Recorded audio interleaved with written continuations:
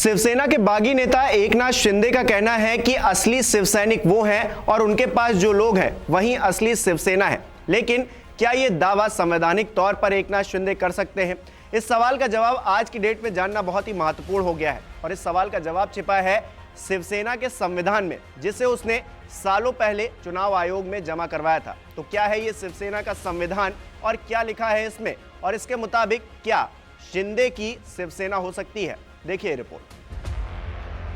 एक तरफ शिवसेना के बागी एकनाथ शिंदे का दावा है कि असली शिवसैनिक वो हैं। दूसरी तरफ दावा ये कि एकनाथ शिंदे कभी भी शिवसेना नहीं हथिया सकते, क्योंकि शिवसेना के प्रमुख पद पर बैठे व्यक्ति का फैसला ही अंतिम है और सभी को उसे मानना ही पड़ेगा।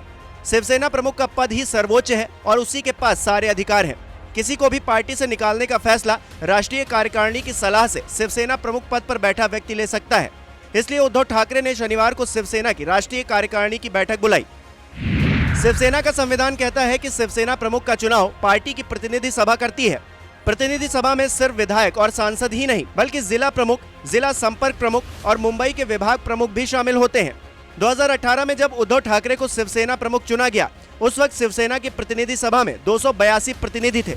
उन्होंने उद्धव ठाकरे को पार्टी का प्रमुख चुना। इतना ही नहीं, शिवसेना की नीति नियामक इकाई, जिसे राष्ट्रीय कार्यकारिणी कहते हैं, उसका चुनाव भी प्रतिनिधि सभा ही करती है।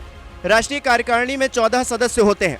इसमें से शिवसेना प्रमुख पद पर बैठा व्यक्ति अधिकतम 5 सदस्य की नियुक्ति कर सकता है। राष्ट्रीय कार्यकारिणी की अवधि 5 साल है। इस समय जो राष्ट्रीय कार्यकारिणी काम कर रही है, उसकी अवधि 23 जनवरी 2023 तक बरकरार है। 2018 में शिवसेना की प्रतिनिधि सभा ने राष्ट्रीय कार्यकारिणी के लिए 9 सदस्यों को निर्वाचित किया था, जिसमें आदित्य ठाकरे, मनोहर जोशी, सुधीर जोशी, लीलाधर डाके, दिवाकर रावते, सुभाष देसाई, रामदास कदम, संजय राउत और गजानन कीर्तिकर चुने गए थे। इसमें से सुधीर जोशी दिवंगत हो चुके हैं। शिवसेना प्रमुख उद्धव ठाकरे ने बाद में 4 और सदस्यों को नियुक्त किया, जिसमें अनंत गीते, चंद्रकांत खैरे, आनंद राव अडसूल और एकनाथ शिंदे की नियुक्ति राष्ट्रीय कार्यकारिणी में की गई थी। राष्ट्रीय कार्यकारिणी में शामिल लोगों को ही अपने नाम के साथ शिवसेना नेता लिखने का अधिकार है। पार्टी का संविधान कहता है कि शिवसेना प्रमुख पद पर बैठे व्यक्ति को संगठन में से किसी को भी राष्ट्रीय कार्यकारिणी की सलाह से निकालने का अधिकार है। ऐसे में गौरतलब है कि एकनाथ शिंदे के साथ शिवसेना के विधायक भले ही टूटकर चले गए हैं, लेकिन राष्ट्रीय कार्यकारिणी का कोई सदस्य नहीं गया है। यानी कि राष्ट्रीय कार्यकारिणी पर अब भी उद्धव ठाकरे का ही वर्चस्व है। शिवसेना का संविधान ये भी कहता है कि संविधान में किसी भी संशोधन का अधिकार सिर्फ राष्ट्रीय कार्यकारिणी को ही है। पार्टी के संविधान में यह भी लिखा है कि अगर किसी मुद्दे पर राष्ट्रीय कार्यकारिणी में मतभेद होते हैं, तो ऐसी स्थिति में शिवसेना प्रमुख पद पर बैठे व्यक्ति का निर्णय ही अंतिम, सर्वमान्य और बंधनकारी होगा।